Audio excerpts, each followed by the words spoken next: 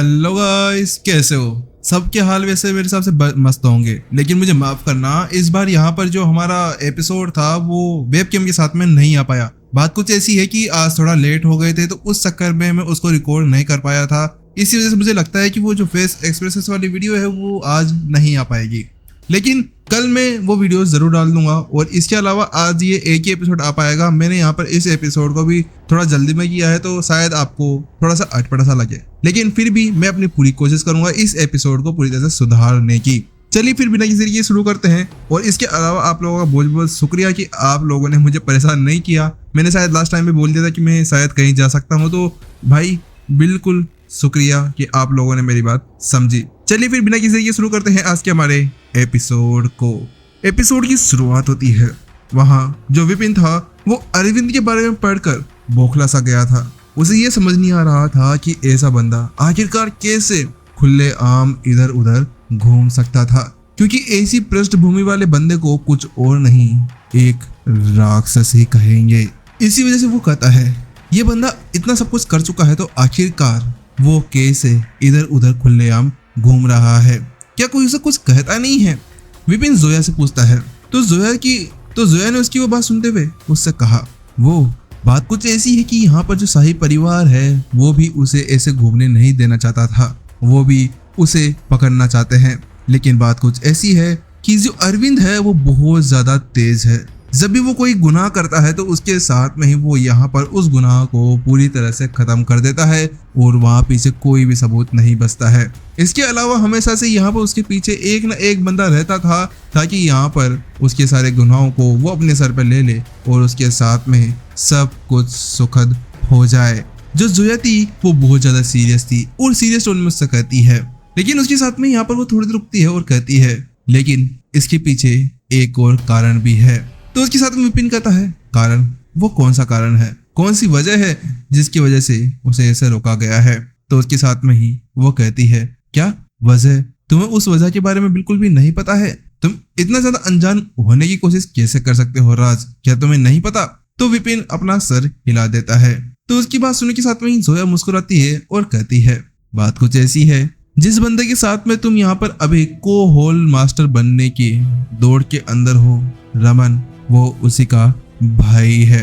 जोया उससे कहती है, लेकिन उसकी बात सुनने के साथ में विपिन चौंक जाता है, क्या वो रमन का भाई है? वहां पर विपिन मन ही मन में सोचता है, क्योंकि इस चीज को बाहर नहीं उजागर कर सकता था, क्योंकि ये तो नॉर्मल सी बात थी। अगर उसे इसके बारे में पता नहीं था तो यहाँ पर शक हो सकता था। लेकिन अब इसके साथ में विपिन को एक बात समझ में आ गई थी कि आखिरकार बाकी लोग उसको क्यों नहीं पकड़ पा रहे थे, क्योंकि अगर किसी के पीछे इतने ज्यादा पावरफुल डेस्टिनी मास्टर्स हो तो उसके साथ में उसको पकड़ना कितना ज्यादा मुश्किल होता था, उसे पता चल चुका था। इसके बाद विपिन एक नेक्स्ट किताब, एक अगली फाइल उठाता है। उस फाइल को उठाने के बाद में वो उसके ऊपर पढ़ता है, बंजीत, जो 41वीं रैंक के ऊपर था। वो 9वें स्तर का एक स्रोतफुल विशेषज्ञ लड़ाकू था, एक बहुत ज्यादा खतरनाक और दुष्ट भाग्य गुरु, जिसके पास में था विश्वासघात स्वर्ग का भाग्य साधना टेक्निक्स, और ये बहुत ज्यादा ही विश्वासघाती था। साफ साफ पता चल रहा है कि उसके पास में जिस तरह की साधना टेक्निक है वो भी बहुत ज्यादा खतरनाक थी। उसके बाद विपिन उसके नीचे पढ़ता है, हानिवान वर्ष 580, एक यूसेंग नामक परिवार था। वो परिवार बहुत ज्यादा प्रसिद्ध था।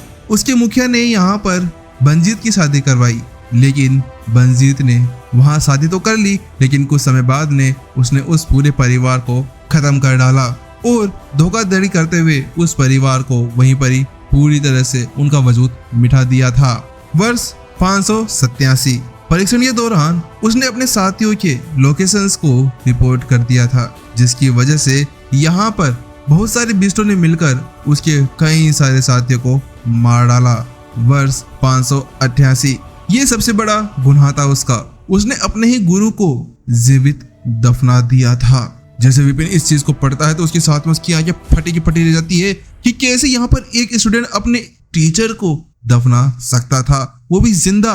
लेकिन इस चीज को विपिन यहाँ पर झेल जाता है, लेकिन फिर भी उसके सामने एक जो शब्द था, विश्वासघात स्वर्ग का भाग्य, ये क्या ऐसा भी कोई भाग्य हो सकता है? विपिन को समझ में नहीं आता है और वो वहां पर जोया से पूछता है, तो जोया कहती है, ये बहुत ज्यादा खतरनाक भाग्य है। इसी वजह से तो यहाँ पर कहा जाता है कि कोई भी अपना भाग्य बाहर रिवील नहीं करता था, क्योंकि अगर कोई भी ऐसा कर दे तो कोई बंदा उसके भाग्य को देखने के बाद में कि वो किस तरह से साधन आगे बढ़ाता है और कौन से कर्म के ऊपर है, तो वहां पर वो पूरी तरह से उस चीज को खत्म कर देते थे। इसी वजह से सभी लोग अपना भाग्य छुपा कर रखा करते थे। जोया ने उससे कहा तो विपिन भी अपना शरीर आता है, क्योंकि वास्तव में ये भाग्य ही बहुत ज्यादा खतरनाक था। ये भाग्य बिल्कुल एक बंदे के चरित्र की तरह काम करता है कि उसका जैसा चरित्र है वैसा ही भाग्य बन जाता है।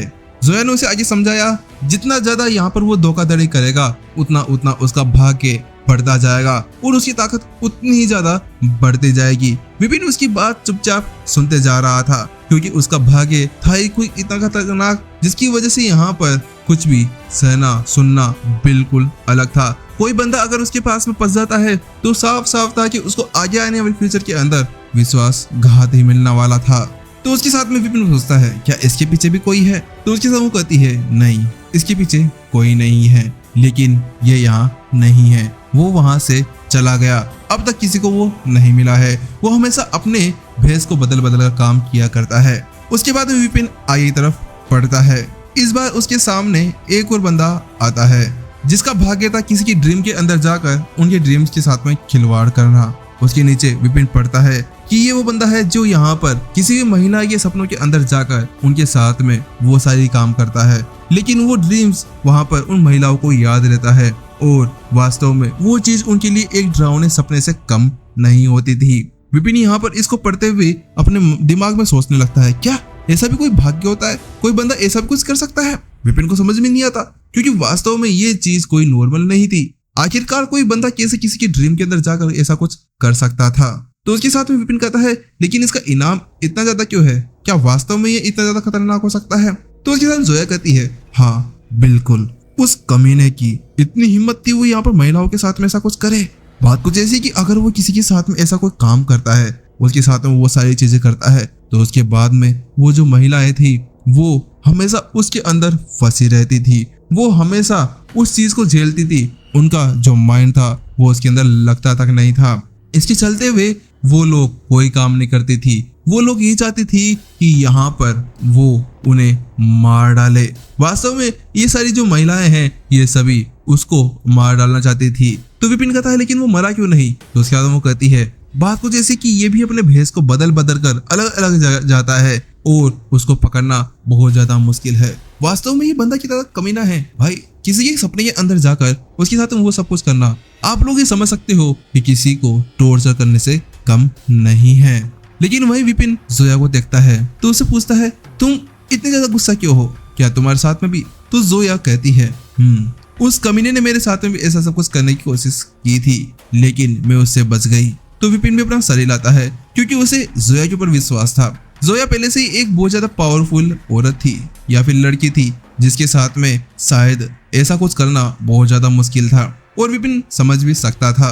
कुछ देर बात करने के बाद में जो जोया थी वो कहती है क्या और तुम्हें कुछ चाहिए, क्या इसके अलावा कोई मदद चाहिए। तो विपिन ने कहा नहीं नहीं बस आज के लिए इतना ही बहुत है, मुझे जो चाहिए था वो मुझे मिल चुका है। मुझे भाग्य डिस्क चाहिए की किताबें चाहिए थी, वो सारी चीजें मुझे मिल चुकी है, बाकी हम बाद में देखते हैं। विपिन उससे कहता है। उसकी बात सुने के साथ में जो जोया थी वो कहती है चलिए ठीक है, अगर ऐसी बात है तो 3 दिन बाद में यहाँ पर वो मैचेस होने वाले हैं, तो आपको 3 दिन बाद में यहाँ पर लौट कर आना होगा। और मैंने सुना भी है कि यहाँ पर कोई पागल सा राजकुमार है जो आपके साथ में लड़ना चाहता है। तो विपिन कहता है ठीक है, अगर उसको ऐसा कुछ करना है तो वो लड़ सकता है। तो जोया कहती है चलिए ठीक है 3 दिन बाद में मिलते हैं, मैं 3 दिन तक यहाँ पर ये सारी खबरें आसपास के अंदर फैला दूंगी। विपिन भी उसके साथ में वहां से बाहर निकल जाता है। इस जगह पर वो वापस से उसी नाव के अंदर सवार था, लेकिन यहाँ पर आने की वजह से उसकी जेबें पूरी तरह से खाली हो गई थी। लेकिन यहाँ पर आना उसके लिए बहुत अच्छा था क्योंकि उसे वो सारी खबरें वो सारी चीजें मिल गई थी जिसकी उसे जरूरत थी। उसे किताबें मिल गई थी, डेस्टिनी डिस्क मिल गई थी और इसके अलावा वो सारी खुफिया जानकारी भी उसे फ्री के अंदर ही मिल चुकी थी। और वास्तव में विपिन इस चीज के लिए बहुत ज्यादा खुश था, चाहे से उसके पास में पैसे ना हो, लेकिन फिर भी ये होना बहुत ज्यादा अच्छा था। वहीं दूसरी तरफ जब विपिन वहां से जा रहा था कि वहीं दूसरी तरफ जो जोया अभी बहुत ज्यादा मुस्कुराते हुए बात कर रही थी, उसकी मुस्कान एक ही पल के अंदर पूरी तरह से बदल जाती है और शैतानी सी ऐसी उसके ऊपर आ जाती है। वहीं उसके पास में खड़ा हुआ जो उसका गार्ड था वो कहता है मालकिन क्या आपको लगता है कि ये राज है? तो उसके साथ वो कहती है नहीं, मुझे नहीं लगता कि ये राज हो सकता है, क्योंकि राज बहुत ज्यादा ठरकी इंसान था। जब भी मेरे पास में आता था तो मुझे ऊपर से नीचे तक निहारता रहता था, कभी बड़े विचार देखता था तो कभी कुछ और। वो हमेशा मेरे ऊपर नजर टिका के बैठता था और हमेशा मुझे टच करने के बहाने सोचते रहता था। इसके अलावा राज बहुत ज्यादा फट्टू किस्म का इंसान था। वो कभी भी इस तरह से युद्ध के अंदर नहीं आ सकता था। तो उसके बाद वो कहता है तो मालकिन, हमें इसके बारे में पता कैसे चलेगा? तो जोया कहती है हमें इसके बारे में आराम से पता चल जाएगा। वहां पर 3 दिन बाद में जो मैच है उसके अंदर जब वो अपने उन सभी साधना टेक्निक्स का यूज करेगा तो उस जगह पर आराम से मैं इसके बारे में पता चल जाएगा, क्योंकि वो जो साधना टेक्निक्स, जो युद्ध टेक्निक्स का यूज करता है वो बिल्कुल अलग है। वहीं जब जोया इसके बारे में सोच रही थी तो विपिन भी इसी बारे में विचार कर रहा था। आखिरकार उसके दिमाग में सब कुछ था। वो कहता है मुझे लगता है कि मुझे सारी चीजें यहाँ पर सीखनी होगी। जैसे कि दिमाग के अंदर राज से ज्यादा रिलेटेड कोई चीज नहीं थी। मुझे लगता है कि मुझे सब कुछ ठीक से सीखना होगा, क्योंकि उस युद्ध के अंदर मुझे उन्हीं युद्ध टेक्निक्स का यूज करना होगा जो राज को आती थी। अगर मैंने एक दूसरी युद्ध टेक्निक का यूज किया तो उस जगह पर सब कुछ गलत हो सकता था। इतना सोचते हुए विपिन घोड़े के ऊपर बैठते हुए एक जगह आ जाता है और वहां आकर खड़ा हो जाता है। चलो, मैं आखिरकार यहाँ पर पहुंच ही गया हूँ। उसके सामने अभी एक बहुत ही बड़ी आलीशान सा बंगलो था। बंगलो नहीं, उसको तुम एक ट्रेडिंग हाउस कह सकते हो। आखिरकार मैं यहाँ पर अरविंद के मुख्यालय तक पहुंच ही चुका हूँ। अब देखते हैं आगे हम क्या करेंगे। ये सही समय है मैं उसके साथ में सब कुछ निपटारा कर दूं।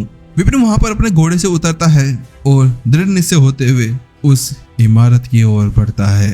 दूसरी तरफ एपिसोड यहाँ पर खत्म हो जाता है। चलिए गाइस, आज के लिए एक ही एपिसोड आएगा। अगर आप लोग नए हैं तो चैनल सब्सक्राइब कर दें और इसके अलावा लाइक ठोकना जरूर ना भूलें, क्योंकि बात कुछ ऐसी, लाइक ठोकोगे तो अपनी वीडियो आगे जाएगी और वापस से हमारा चैनल ग्रो हो सकता है। चलिए जल्दी मिलते हैं नेक्स्ट एपिसोड के अंदर। जब तक के लिए टाटा बाय बाय, सायोनारा।